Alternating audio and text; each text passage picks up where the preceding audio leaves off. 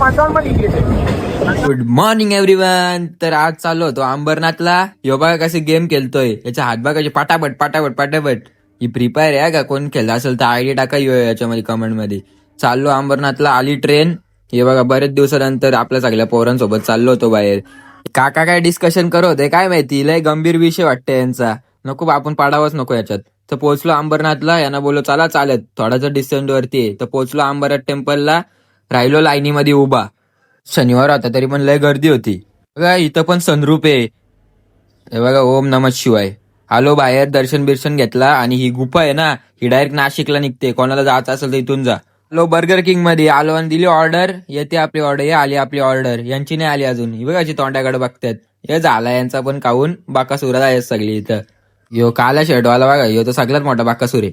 तर मी मागवला मला लावा केक, खात खात चाललो होतो घरी.